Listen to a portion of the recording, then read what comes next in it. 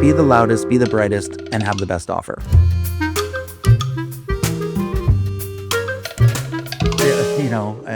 I don't know why I wrangle you back every single time.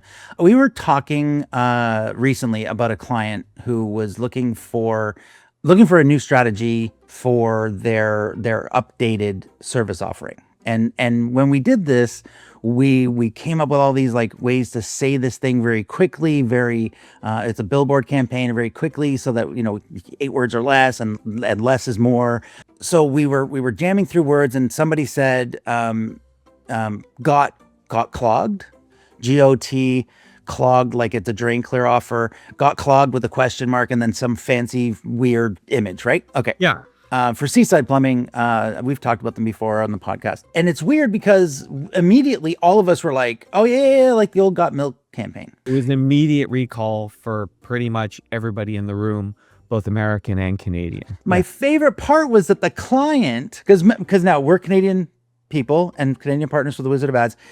This is an American client down in Maryland. They were like, oh yeah, no, we know the Got Milk campaign. This is great. Oh my gosh, we're going to do the Got Milk thing. We're going to steal from Got Milk. This is great. Oh, they were so excited because they had a connection to Got Milk. So arguably it was a good campaign. So we were like, let's go highlight the Got Milk campaign and a couple other ads. So I'm going to play one right now so then we can talk specifically about what they did here. And so take a look at this very old 1990 Got Milk video.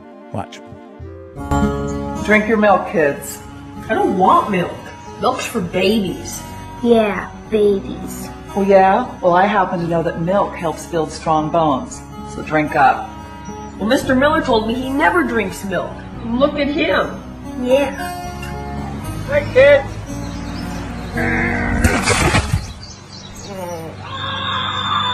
Oh, that's not good. Got milk. Poor man. And it's funny because I remember these ads really well, but I didn't remember the mom chugging the milk, which I thought was hilarious at the end of that ad. I'm not gonna argue it's not the best dialogue. It's not what we would write necessarily and how we would have approached it, but the actual entertainment value does hit. And I want to talk. You said something to me very recently, which has really stuck with me. I've been saying it a lot more. We talk about the three pillars of domination, which is be the loudest, be the brightest, and have the best offer. Mm-hmm. Okay, so this is something that I'm not taking credit for this. Something you said to me, and we were talking through something, and you said I'm really leaning into this. And I said, great.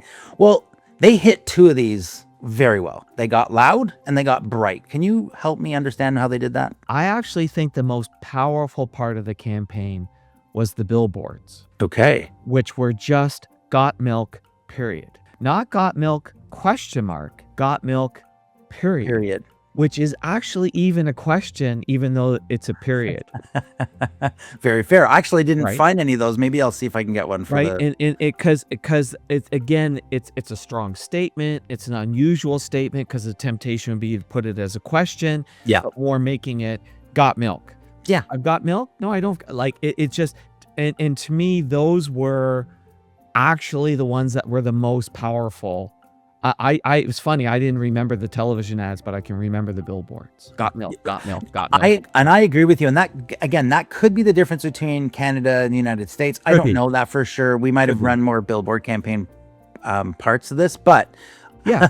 So the issue, the issue the campaign was fighting was a decline in milk drinking. So basically, what they wanted to do was drive home this whole idea of drinking milk. Now, what we know is when you do factual campaigns, and there a really great book that covered this was Case for Creativity. Unfortunately, you can't get the book anymore, but they talk about how information is almost like our minds fight information almost the way the body fights a virus. We build antibodies to it. We build counter arguments. So one of the challenges is if you just said, oh, it's going to make your bones stronger. It's going to make your bones stronger. It's going to make your bones stronger. We would ignore it. They managed to wrap it into a little bit of entertainment. Correct. Yeah. Right. And got the message out in that in that manner. They made it ridiculous and all these other things. But that's fine. But it did move the needle for milk drinking. Absolutely, it did. Actually, it inclined while they were running the ads. It inclined every single year. They were constantly getting more and more people to drink. Right. So they ran repetition. They used entertainment to get it, and then they basically just had this one message around stronger bones. I think it would have been stronger if they had layered in other health benefits, like one benefit with each one of the ads. Right. Correct. Like, do the stronger bones, do the vitamin A, do the whatever the other benefits are. I think would have made it stronger. Well, and remember, listen, it was a 20-year campaign. It started in California. This is the best part. It started with the California. Yeah, it started with the California milk producers, and they were challenged with what we're going to do. What they all agreed to is to take 3 cents from every jug of milk that was sold and put it into a fund. They got, I think they from doing that for the first year, their ad budget was somewhere in the neighborhood of $24 million. They were starting to rival car companies and drug companies in their budget for marketing. So I mean, like that. Yeah, massive big growth. Big share of voice. Big share. And now let's go back to what I originally said. So they needed to get loud. Yes. How do we get loud? How do we get loud?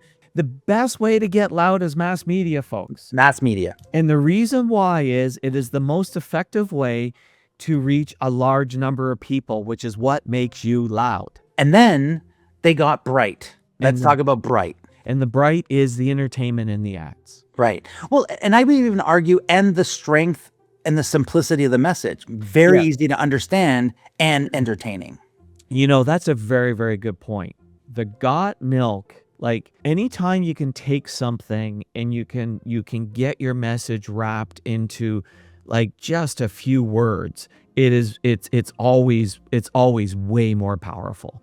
Correct. So the whole like being able to wrap it in 2 words, got milk, like it really has a lot of strength.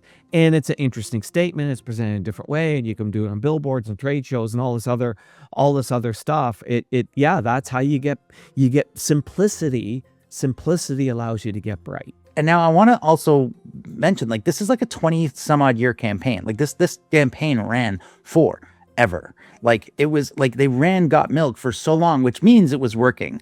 Yes. And then it stopped working. And I want to argue this. Please, this is not based on data. Don't get in the comments and go, Matthew Burns, I did research and there's no way this is true. I'm think telling you should get in the comments and say, yeah. Oh, I'll probably maybe there now. But my feeling is they failed what you had originally said at offering alternatives to the one single message. So they ended up getting boring. So the repetition, unfortunately, which we believe in repetition, like repetition matters, but we also know that you get ad fatigue. And once you get to ad fatigue, it's really hard to recover from ad fatigue. And so I want to argue that I think that's the case based on everything I know. And then milk obviously let people down with the health benefit side of it anyway. I mean, this is something you had brought up to me. So, But I want to play another. We talked about Bright and just want to and using entertainment. But there's another thing that we really believe in, which is taking the familiar to the unfamiliar, or the unfamiliar to the familiar, so that people can connect. And I think this ad did a pretty good job of it because back in the 90s, the whole superhero franchises were starting to really get noticed, and so they decided to lean into that as well. So take a look at this Got Milk ad.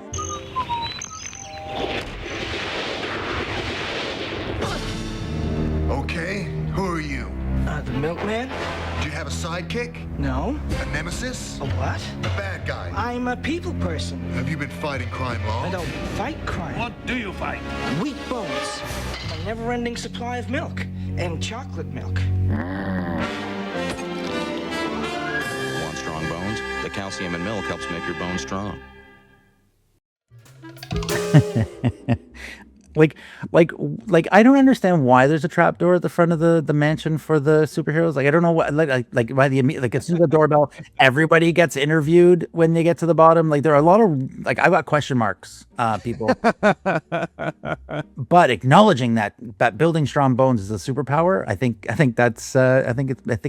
it saved the day. The Got Milk campaign easily worked as far as getting into the brain of human beings. It was loud and it was bright. And they tried to have a great offer, and then the great offer didn't really pan out exactly the way they wanted it to. What are some takeaways? What are the things that we can learn from this, Steve, that we should be applying to our marketing as business owners? I think there's a couple of reasons why also I like the got milk. It's closer to the language of the consumer. Correct. Right? Have we got milk? In going back to your beginning, like one of the reasons why we even with our client Seaside Plumbing went down the language that we went down is because we were asking ourselves a question: how does the consumer describe this problem? Yeah. Oh, that's right. Exactly. Right. Yep. So got milk is a statement that a consumer, have you got milk? Did you get milk? Have we got milk? Right? Yep. It's closer to the language of the consumer, broken down into two really simple words. They did the unusual thing of having it as being a period rather than a question mark, which makes it a statement rather than a question. All at the same time, it can become a question. Like, I think there's a lot of really cool things that they did in there that really gave it strength. And then they delivered, a benefit statement. I think the problem is they should have had more benefit statements. It's a meal replacement, right? Yeah. Like there's lots of things that they could have done. They could have layered on so they could have even just, oh my God, it just makes my day. It's just so refreshing. Again, they just benefits. It got tired because it got tired of the one benefit statement. Yeah, it's funny. All of that said and done, I really wish they had joined forces with the cookie manufacturer. Well, there you go. They could have coalition. They could have done a co-branding with Oreo. They did actually do one. I didn't highlight it, and maybe I'll leave it at the end here. But they did one where Cookie Monster said "Got Milk." See, there you go. They like the campaign got tired because they didn't expand, and there's so many tentacles that they could have gone on that messaging. Okay, well, awesome. Thank you. Well, so I'm glad that we got inspired by what we've done for a client, because then it shows everybody that, this isn't just crap that we're talking about every time. Thank you, my man. I appreciate you. And we will see everybody on the next episode of Sticky Sales Stories.